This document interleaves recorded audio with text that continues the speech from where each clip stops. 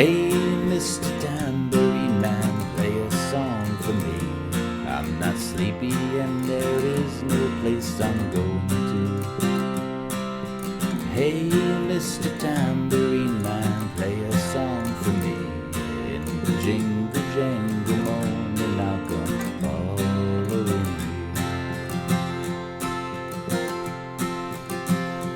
Though I know that evening's empire has returned into sand, vanished from my hand, left me blindly here to stand, but still not sleeping. My weariness amazes me, I'm branded on my feet. I have no one to meet, and the ancient empty streets too dead for dreaming. Hey there friends, how's it going today? David Potts with Song Notes here, and today we're looking at Mr. Tambourine Man, a much requested song in the last few weeks with the release of this movie that's come out. I'm happy to teach it to you. Now in the first half, I'm going to show you a beginner-friendly way to get into the song. You just need your D, your G, your A chords, and I'll show you how to strum the entire thing with some very beginner-friendly strumming patterns, right? But in the second half, I'll level things up a little bit. I'll talk about drop D tuning, which is what Bob Dylan's using here, and I'll talk about, with all the chords in general, ways you can sort of fancify them and add flourish by adding a note, removing a note while you're strumming. You hear Dylan doing this, you saw me do it in my opening playthrough there. It's just a fun way to keep the song interesting as you're moving through those three chords. So all this and more is what I'm going to cover. Check out my lesson materials at songnotes.net if you want stuff to follow along with outside of this video, which is always recommended. But otherwise, let's get into it and I'll see you on the other side. Let's go. This is a zoomed in look at the chorus, right? This 8-measure sequence is 95% of what we'll need for this entire song. This sequence is going to repeat time and time again in the verse 2, right? So if I did a single strum, which is where I recommend starting, it would be, hey, Mr. Tambourine Man, play a song for me. I'm not sleepy and there is no place I'm going to. Okay, and what's going to happen in the chorus is that same 8-measure sequence is going to repeat, and the only difference is that last measure. It changes from an A to a D. It would sound like this. Hey, Mr. Tambourine Man, play a song for me. In the jingle jangle morning I'll come following you. Okay, I recommend playing as simple a strum as possible, even if it's one down strum per each measure when you're first getting started, because it helps you kind of memorize the progression. You can hum along or sing along if you want, and you can kind of feel the contours of the song and then add your own strumming later, right? And again, my practice notes here have this all mapped out in a sort of easy to understand way with the tabs on some of the later pages and the chord progressions on the first page. Now, as we move from the chorus to the verse, check this out. The verse uses the same exact sequence as the first half of the chorus. That makes it really easy to learn because effectively you've already learned it. The lyrics are the only thing that's different. So the first verse would sound like this, right? Though I know that evening's empire has returned into sand, vanished from my hand, left me blindly here to stand, but still not sleeping. Okay?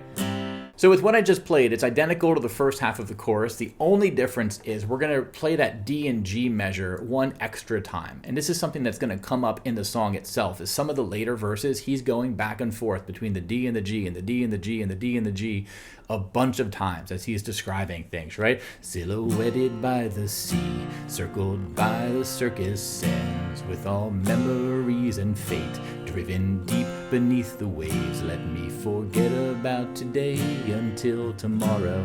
For as far as the chord shapes themselves, the one tip I'll have, it's pretty straightforward, right? D, G, and A. For the G, we always have options as far as which fingers we use and where. For example, do we use our middle finger on the 6th string? Or do we use our ring finger on the 6th string? In this song, I like to use the middle finger on the 6th string approach with my ring finger on the 2nd string, 3rd fret. And the reason why I like to do this, and I recommend to you to do it, is the D chord keeps your ring finger in that same note, right? See how this finger is staying still for the D and the G. Doing this makes both these chords easier to switch between, right? Because it's one less finger you have to move, and it also gives you a sort of tactile anchor point you can use as like a pivot between those two chords. I find it way easier, as opposed to taking all your fingers off and putting them back on. That's always going to be trickier because you have to kind of reacquire the target of each string, right? But if you keep it there, it makes the transition nice and easy. okay? If you do need help with any of the chords, see my beginner chord guide over on my website, right? So that's the main progression for the chorus and the verse. That's all you need for the entire song. You just are going to follow along with the progression I have mapped out. The lyrics will change, and you can follow along with the lyric sheet I have linked from my lesson page if you want to need some help memorizing those. It is a lot of lyrics, right? But let's look at some strumming patterns now to strum this a bit more like Bob Dylan, right? Now the strum that it looks like he's using, or the one that I like to teach that mimics what he's doing, is a down, down, up, down, up, down, down, up, down, up, down, down, up, down, up, down, down. So you're going to do that progression one time for each chord, for each measure, right? So that would sound like this. Now this is quite a bit to get comfortable with because things move a bit quickly, but here's what it would sound like. And I'll show you some easier versions in just a second to build up to this, right? Down, down, up, down, up, down, down. Let's jump on in. Ready? Here we go. Hey, Mr. Tambourine Man, play a song for me. I'm not sleepy and there is no place I'm going to. Okay, second half of the chorus. Hey, Mr. Tambourine Man, play a song for me. In the jingle jangle morning I'll come following you.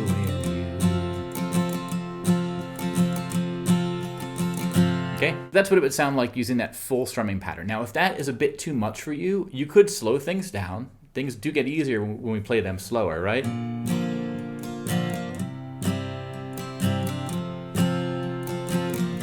That's an example of it playing a bit slower. But we also could use some simpler patterns. For example, we could use this one, which is going to be all down strums. It's going to be a lighter down strum on the 1 and the 3 count, and a bit of a heavier one on the 2 and the 4 count. So 1, 2, 3, 4. 1, 2, 3, 4. No up strums here, which is nice, right? So that would sound like this. Hey, Mr. Tambourine Man, play a song for me. I'm not sleepy and there is no place I'm going to. Hey, Mr. Tambourine Man, play a song for me. In the jingle jangle morning I'll come following you. I have all these written down in my practice notes. Find one that you can get into and feel the groove with, and then I recommend just slow it down to a comfortable speed and try to make your way through this song, even if it's just the chorus or 1 or 2 of the verses, right? Again, I think it's okay to get through something in a bit simpler with a bit slower of a tempo if that allows you to do it smoothly. You kind of want to feel the sort of, again, the contour, the shape, the feeling of the song. You can always add the speed and the complexity later on, right? But I want you to have fun with this as soon as possible. So those are some simpler strumming patterns you can use. Next, let's talk about adding flourish to some of these chords, right? This is where it gets a little bit fun because for the D,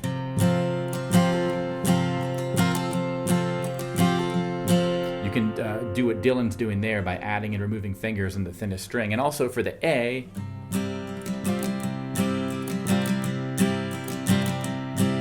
do some cool stuff with the A sus4 there. So here's the graphics I'll show you. Basically, this is a measure of the D as we would strum it in the intro, right? Down, down, up, down, up, down, down, down, down, down, up, down, up, down, down. But what we can do is on one of those sort of strums later in the measure, we can sort of add, put our pinky down for the D sus4, or take our middle finger off to make it a D sus2. And what we want to do is add that little sort of modification to the chord and then go back to a regular D, and we want to keep our strumming groove. This can be really tricky to do and keep the steady tempo going, right? You don't want to trip over yourself and lose your groove.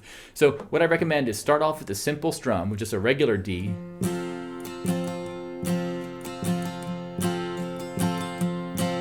And when you're ready, you can add in these little variations. For example, take your middle finger off.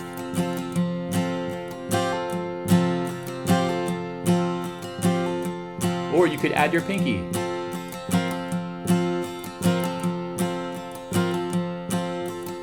Or you could do a combination of both, where you add your pinky on the 2 count and then take your middle finger off on the 4 count.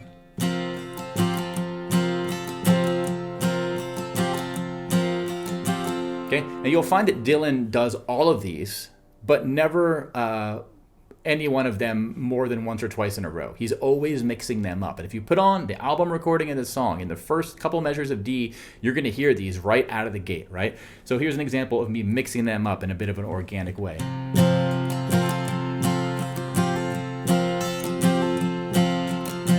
Okay, that was me playing 4 measures of the D, and I was doing a different one every time and just ending with a regular strum of the D. So you can use this in the intro to the song and also after every chorus. There's no real limit to how you employ these actually, right? You can be really loose with them, right? You also can do this with the A, like I was saying. Whenever you have 2 measures of A, which is the end of every chorus or the end of every half of every verse, you're going to have 2 bars of A, which is a perfect time to add this pinky on the 3rd fret of the 2nd string, which makes it an A sus4. So that would sound like this if we take the first line of the chorus, right? Hey, Mr. Tambourine Man, play a song for me.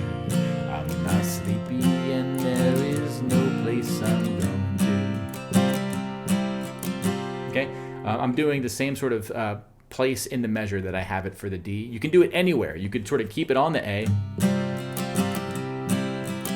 Right there, what I did is I played 1 measure of A with your pinky down for the A sus4, and then 1 measure without it, right? There's no right or wrong way to do it. You kind of want to add it. Don't overdo it, but use it to taste however you want whenever you're playing the 2 measures of A in a row. One other one we can do, which I really like doing, this is a bit more of a nice little subtle flourish, is when you're playing your G, you can do what's called a G add 6. We're basically going to let the thinnest string ring open. And this might sound weird on its own, right? It doesn't sound like a proper G chord. But if you do this in the verse, when he's going through those measures of D to G to D to G to D to G, when he's sort of describing stuff in each verse, I find that it works really well there. Here's an example. Let me sing for you the last verse, and you're going to hear me doing it when I'm going back and forth between D and G. Notice how I'm letting that thinnest string ring open on those Gs, right? It's going to happen around the 6th chord of this sequence. Here we go. Check this out. Take me disappearing through the smoke rings of your mind, down the foggy rooms of time, far past the frozen leaves, far from the haunted trees, out to the windy beach, far from the twisted reach of crazy sorrow. Okay, I hope you saw it there, and I also added that A. So one other thing I want to call out as far as nuance here is how we can use an E minor chord at the end of every verse section in place of the final G. Check out my lyric sheet that I've linked to here. Notice that there's a G with a little star next to it. That is the G that I encourage you, if you want, to replace with an E minor, if you want to mimic something that you'll hear Dylan do sometimes. Now, Dylan plays it a little bit differently. In his recorded version, between all the verses, he doesn't always tackle things the same way. Sometimes he uses the E minor. Sometimes he replaces the G altogether with the E minor. Other times he'll do G, then an E minor in 1 4-beat sequence. It gets tricky. Here's 2 ways to do it that I have written up in my practice notes. Vanish from my hand, left me blindly here to stand, but still not sleeping. See that? How I left me blindly here to stand, but still not sleeping.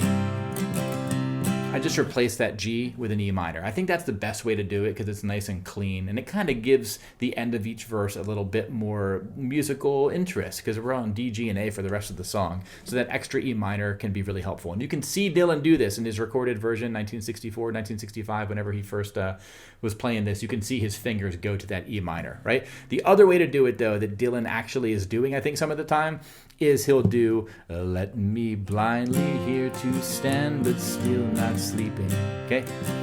He is playing G for 2 counts and then E minor for 2 counts, where there would normally be just a G for 4 counts. So that would be, that whole line would be, vanish from my hand, left me blindly here to stand, but still not sleeping. Okay, I find that a bit trickier to do, so I just prefer to use the E minor version altogether. Just replace the G, the last G of each verse, if you want, with an E minor. I think that sounds really good. Okay, and you can hear that in my playthroughs. So now that we have things done with standard tuning, let's look at the drop D version. This mimics what Bob Dylan's actually playing. You don't need to do this, but if you want to, it gives it a bigger sound, which is kind of cool. So we're going to tune down to drop D. So I'm going to tune this low string down to match this tone, this D tone, this 4th string tone.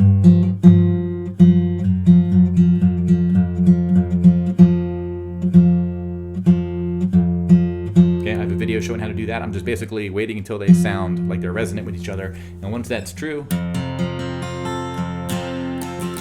we can play a D major chord like this. Here's how this changes the chords. Check this out. And there's something a little bit unintuitive here. So the D, when you're playing drop D tuning, the D major, it's all 6 strings. Open, open, open, second, third, second.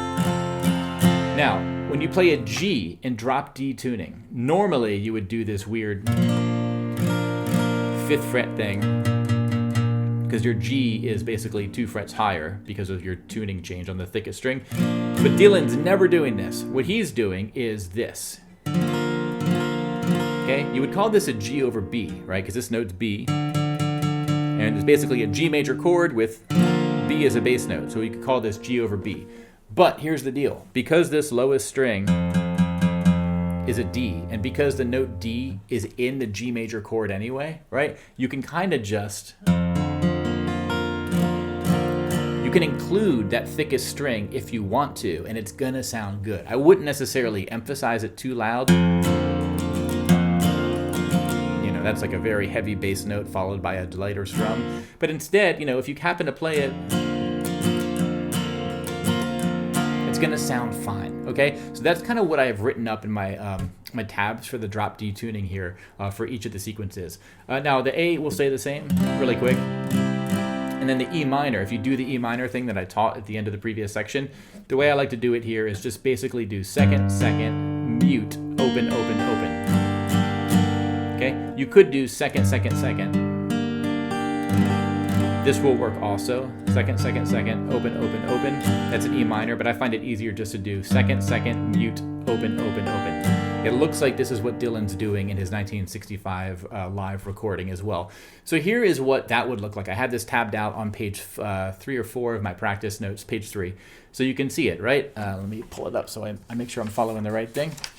Hey, Mr. Tambourine Man, play a song for me. I'm not sleepy and there is no place I'm going to. Okay, the A's stay the same.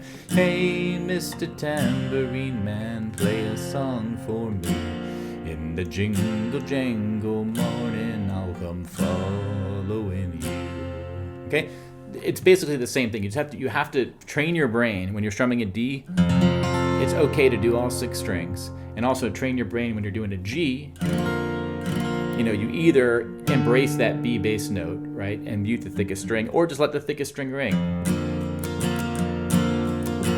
Either will work, and I have a nice playthrough of me doing it drop D the entire song on my website as a separate video if you want to reference that. And also the intro would stay the same. The only difference is you could play the bass note. Your 6th string is a bass note.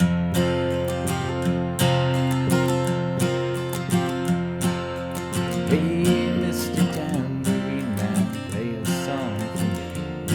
I'm not sleepy and there is no place I'm going.